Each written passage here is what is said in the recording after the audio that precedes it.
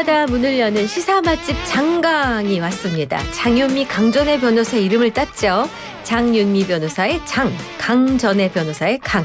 그래서 시사 맛집 장강입니다. 두 분 변호사 모셨습니다. 어서 오세요. 어서 오세요. 안녕하세요. 네. 네.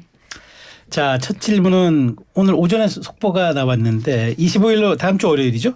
25일로 예정된 이재명 민주당 대표의 위증교사 사건 1심 선고도 법원이 지난 선거법 공판에 이어서 이번도 생중계를 하지 않기로 결정을 내렸답니다. 법원이 좀 부담이 많은가 봐요. 그렇죠. 아무래도 재판 과정에 있어서 앞에 지지자들이 많이 모이는 것. 저도 오늘 오전에 또 서울지방변호사회로부터 통보를 받은 게 다음 주 월요일에도 중앙지법 근처가 법원 청사 근처가 혼잡하니까 이렇게 거기에 대해 대비하라. 지난 15일 선거 때도 변호사들한테도 이미 다 통지가 와 있었던 그랬군요. 상황이거든요. 네. 그때 많이들 기억하시겠지만 이재명 대표의 지지자들뿐만이 아니라 실상은 이재명 대표를 오히려 구속해야 된다라고 하시는 분들도 오셔서 그 안에서 좀 대치가 많지 않았습니까? 재판부로서는 아무리 그런 분들도 계속적으로 오시고 이게 생중계가 됐을 때 전체적인 법익을 봐서 생중계를 하지 않는 것이 좋겠다라고 결정을 하신 것으로 보이는데 개인적으로 좀 아쉬운 부분이 있습니다. 왜냐하면 지난번 공직선거법 사건에 있어서도 김문기를 모른다라는 부분이 일부는 유죄 나오고 일부는 무죄가 나오다 보니까 우리 일반 국민들 입장에서는 잘 이해하기 어려운 부분이 있었거든요. 그거를 재판장님께서 설명하시는 부분을 직접 들었으면 좋았을 것으로 보이는데 좀 아쉽습니다. 다만 어쨌든 법원의 결정이라는 것은 당연히 존중되어야 된다라고 생각합니다. 근데 이렇게 빅 이벤트가 있으면 일반 재판을 못 하나요? 여당. 근데 보통 월요일에는 저희가 재판이 잘 없고요. 그러니까 목금이 많은데 네. 재판부도 전날 준비를 해야 되는데 일요일 날 전날 이제 준비를 해야 되는 이런 부분이 있는데 이렇게 집중 심리하는 사건은 월요일이 비교적 한산하니까 그래서. 하더라고요. 예. 근데 이제 선고 결과를 이제 생중계하는 거는 요건이 있습니다. 일단 피고인이 동의를 해서 재판부가 판단을 하거나 네. 아니면 굉장히 공익성이 큰 그런데 이거는 일단 1심이어서 어떻게 나오든지 간에 좋게 나오면 이재명 대표 입장에서 좋게 나오면 검찰이 항소할 거고요. 그렇지. 반대 입장이면 이재명 대표 항소할 거고요. 그러니까 이게 유동적인데 이거를 선고까지 할 필요가 있는가? 왜냐하면 1심에 불구하고 또 이제 박근혜 전 대통령과 이제 이명박 전 대통령 이야기를 하는데 그때는 생중계가 됐으니까요. 네. 그때는 아마 이제 국민적 관심사가 이제 개인 비리를 넘어서서 국가 이제 행정 그리고 권한과 관련한 재판 성격이다 보니까 재판부도 그 당시에는 이제 생중계 결단을 내렸던 것 같습니다. 네, 그래요. 자, 이재명 민주당 대표가 이제 법카 등 유용 혐의로 이제 지난 19일 또 6번째 기소가 됐습니다. 이제 이 대표가 현재 모두 5개의 재판을 동시에 받아야 하는 상황에 놓였는데 이번에 추가 기소된 이른바 법인카드 유용 혐의 좀 내용을 정리 좀 해 주시죠. 이게 지난 대선 과정에서 막판에 굉장히 큰 이슈가 됐었던 거 많은 분들 기억하실 거예요.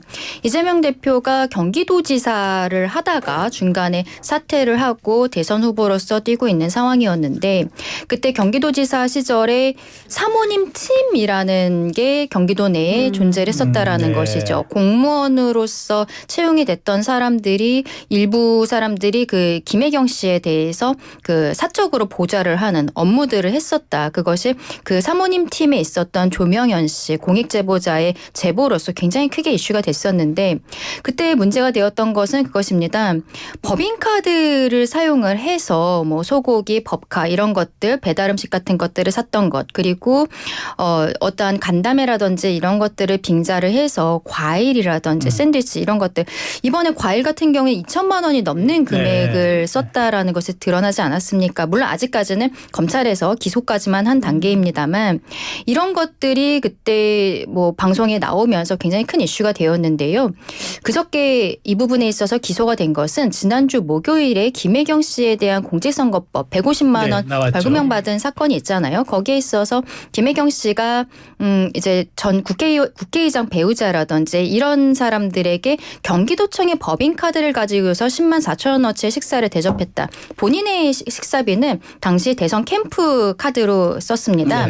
이 부분이 유죄가 나오면서 판결문 안에 그 경기도청 안에 이런 사모님 팀이 있고 사적으로 수행을 하면서 샌드위치, 과일 이런 것들을 경기도청의 예산으로서 샀다. 그것을 자택으로까지 배달했다라는 것이 명시적으로 판결에 나와버린 거예요. 아, 네. 그래서 민주당에서는 10만 원 가지고서 무슨 기소를 해라고 이야기하지만 결과적으로는 경기도청의 예산을 유용한 의혹에 그 지금 1억이 넘는 금액의 일부를 썼던 것이 거기에서 모두 인정이 됐기 때문에 검찰에서는 아마 이 판결을 기다리고 있었던 것으로 보이고 아, 네. 김혜경 씨 판결이 나오고 5일 만에 바로 이 부분에 대해서 기소까지 가게 된 것이죠. 네네. 네. 네, 이 대표는 이번 그 법카 유용 혐의는 증거 없는 기소라면서 항변을 했는데 어떤 이유로 네. 기소가 부당하다는 걸까요? 이게 업무상 배임인 거잖아요. 업무상 배임은 어쨌든 임무를 이제 수탁받아서 수행하는 과정 중에 그 조직에 해를 끼쳤다라는 건데요. 이제 법인카드라는 거는 기본적으로 이제 업무 관련성이 있으면 뭐 그게 식비든 교통비든 이제 사용이 가능한데 기본적으로 이재명 대표의 입장은 이게 업무와 유관했다. 그리고 이런 걸 대단히 모든 지자체가 엄정하게 이제 처리를 하고 있다 보니까 이게 어떤 명목으로 이제 몇 명이 그렇죠. 식사를 네. 했는지 네. 무슨 차담회를 했는지 간담회를 했는지 이제 적시되어 있는데 그게 업무 관련성이 없다라고 이게 완전히 개인적 유용이라고 어떻게 단언하느냐 이 질문을 하는 것 같아요. 네. 아하. 그리고 아마 이제 홍준표 시장도 같은 맥락인 것 같은데 일단 이런 국면에서 이제 야당 협조를 받아야 되는데 굳이 또 기소를 한 부분에 대한 정무적 판단의 아쉬움을 이야기를 하면서 실제로 본인도 이제 지자체장을 역임해 보니까 이게 공무와 그리고 개인적인 이런 임무 같은 게 상당히 좀 혼용돼 있는 측면이 있어서 공수유지가 또 어떻게 될지 모르겠다라고 본인도 또 검찰 출신이셨잖아요. 네. 그래서 이게 정말 이제 유죄로 나올지는 한번 또 이제 지켜봐야 될 것 말씀 같습니다. 나오셨으니까 마침 그 홍준표 대구시장이 이재명 대표 기소에서 절반이 관용차 개인 사용 혐의였다면 꼭 이런 것도 기소했어야 옳았나라고 얘기를 네, 했거든요. 했더라고요. 왜냐하면 이게 저도 지자체장을 이제 역임하셨던 분한테 한번 좀 여쭤봤어요.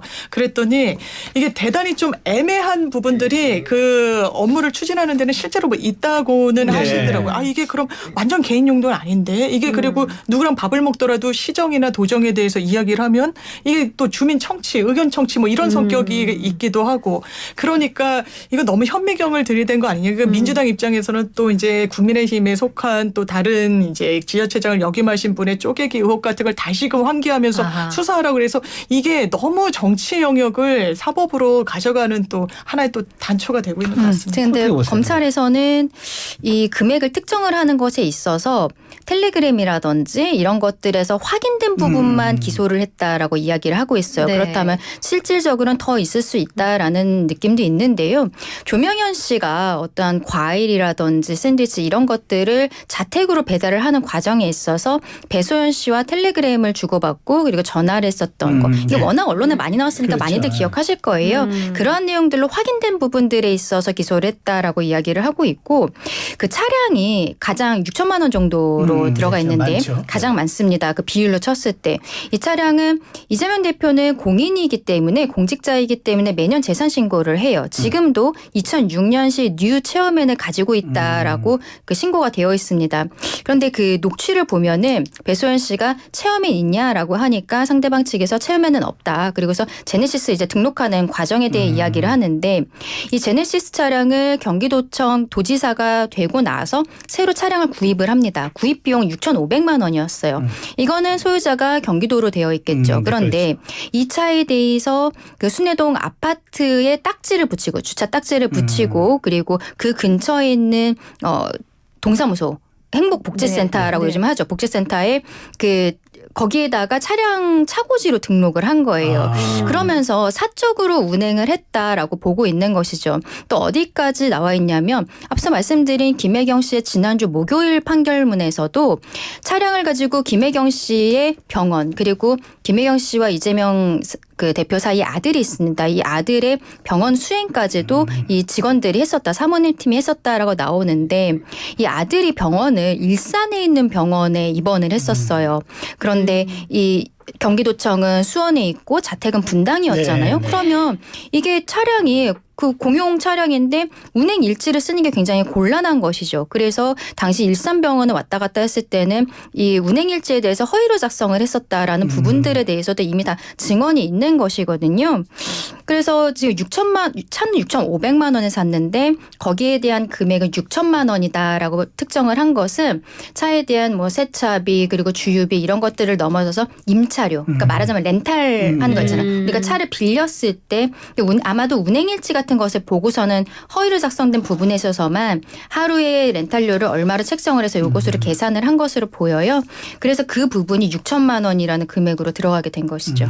자, 그런데 그 지금 아까 말씀하신 순회동 자택이라는 게 관용차인 제네시스를 이 대표 자택 주민 차량 딱지, 그러니까 주민들만 하는 그 딱지 붙였다는 그 그거죠? 아파트 딱지 관리사무소 가갖고는 그 딱지를 붙이는 부분에 있어서도 이미 녹취가 다 나온 부분이 있고 그 차량을 아파트 지하주차장에다가도 세우고 뭐 이랬던 부분들도 이미 뭐 박수영 의원이 사진을 뭐 공개를 하고 이런 부분들도 대선 과정에 이미 나왔었죠. 근데 요즘 관용차 다 대부분 뭐 리스나 렌트 이렇게 안 해요? 직접 경기도가 구매하나요? 그때 구매한 것으로 저는 알고 있습니다. 네. 그래서 당시에 구매 비용이 6,500만 원이었다라고 지금 알려져 있고 근데 네. 어차피 그 금액으로서 기소한 것이 아니라 사적으로 이용을 했기 때문에 그러니까, 만약에 네, 내가 사적 이 차를 이용. 제네시스를 사적으로 렌탈을 했을 때 이 비용에 대해서 지금 기소를 하게 된 것이죠. 네네. 알겠습니다.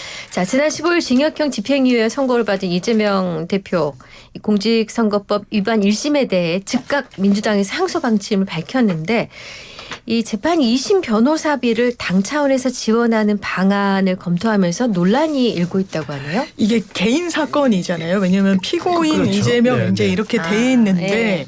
이게 단순 개인 사건은 아닌 거예요. 왜냐하면 이 공직선거법의 결과에 따라서 민주당이 434억 원을 토해내야 되거든요. 네. 그러면 이게 이제 민사 재판이랑 행정 재판에는요 이렇게 이해관계인이 민주당은 이 재판에서 사실 대단하게 밀접한 이해관계를 갖고 있잖아요. 그러면 제3자의 소송 참가라는 그런 제도가 있습니다. 내가 이 판결에 따라서 당사자는 아니지만요 엄청난 영향을 받으니까 판사님 저도 여기에 좀 참여할 수 있게 해주세요라고 하면 이 재판부의 허가를 득해서 하는 건데 네. 형사 재판에는 그런 제도가 없는 거예요. 아. 그래서 이것도 입법적으로 조금 보완이 필요한 게 아니냐라는 이야기가 나오고요. 네. 그러면서 그 당시에 이재명 대표가 했던 발언 같은 게 개인 사인의 이재명이 아닌 민주당의 대선 후보로서의 이재명이 한 발언인데 민주당과 무관한 거 아니냐. 그리고 민주당이 정말 이런 선거비용 보존금을 400억 원이 넘게 반환해야 되는 문제가 있으니 그러면 민주당의 어떤 당 그 비용으로 변호사 비용을 충당해야 되는 거 아니냐라는 그런 논리가 한 축에 있고요. 또 이걸 대단히 또 엄격하게 본다면 어쨌든 이건 개인 송사로 보이는 부분이 있고 네. 거기에 민주당이 비용을 대는 부분이 혹시 정치자금법 위반은 아니야?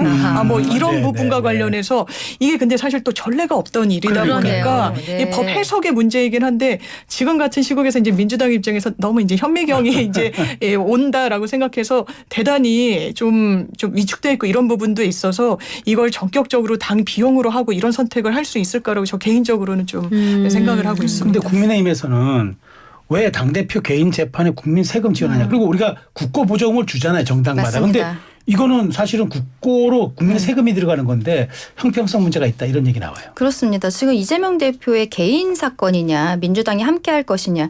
근데 민주당이 지금 이러한 이야기를 하는 게 저는 진정성이 있는가 좀 의문이에요. 왜냐하면 이재명 대표가 100만 원만 넘게 나와도 그때 민주당 역시 434억 원 토해내야 네, 된다는 거 모두가 다 알고 있었던 네. 것이거든요.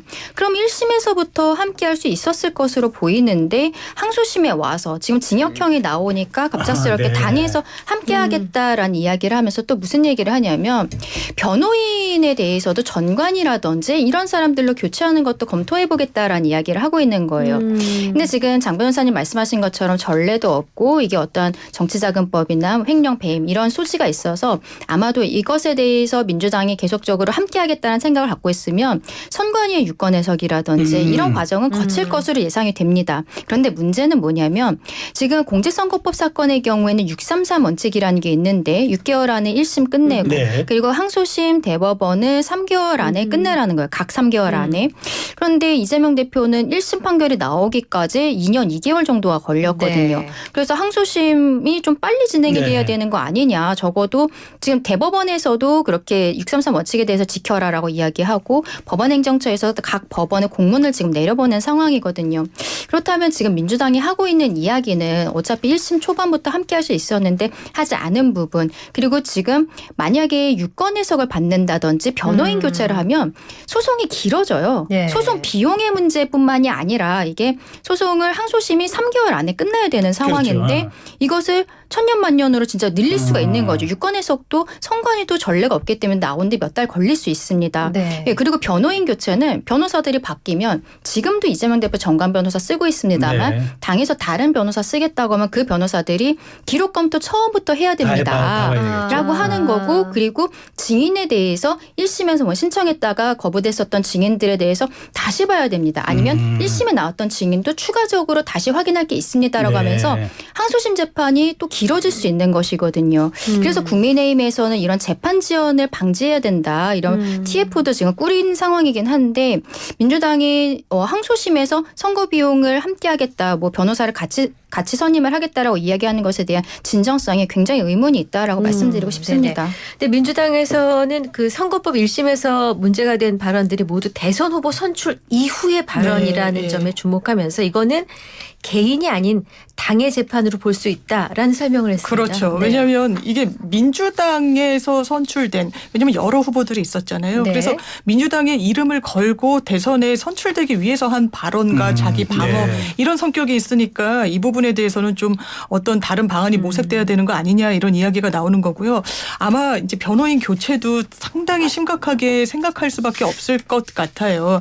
일단 변론 전략이나 이런 부분과 관련해서 더 이제 방향 전환 같은 게 필요한 거 아니냐라고 하는데 네. 기본적으로 변호인 교체는 피고인의 방어권의 일환입니다. 네, 그런데 국민의힘에서 주진우 의원도 이제 모니터링 TF단을 운영하면서 네. 변호인 교체 등을 통해서 지연을 시키면 뭐 적의 조치하겠다라고 하는데 이건 적의 조치할 수도 없고요. 일단 사법부에 대해서 국민의힘은 어쨌든 보수 정당으로서 사법부에 대한 어떤 존중이 있어야 되는데 대단히 그걸 정치 영역으로 가져온 부분에 네. 대한 좀 부담이 있을 것 같고 네. 그리고 50명 가까운 그런 증인들이 나왔잖아요. 그런데 네. 이제 변호인이 교체가 되면 또 이 본인들이 직접 증인신문 과정을 보진 않았기 때문에 재판부도 그런 사정을 좀 보기는 할 겁니다. 그래서 네네. 이제 여러 이제 맥락상 변호인 교체 내지는 더 변호인단을 보강하는 그런 방향으로 할 땐 이제 비용도 만만치 않고 이제 민주당으로서 그 타격도 있기 때문에 아마 선관위에서도 종전에 제가 찾아봤을 땐 유사한 유권 해석이 있는 것 같지는 않았는데 이게 된다 안 된다와 관련해서는 해석이 좀 분분할 것 같아서 그리고 유권 해석이라는 게 상당히 좀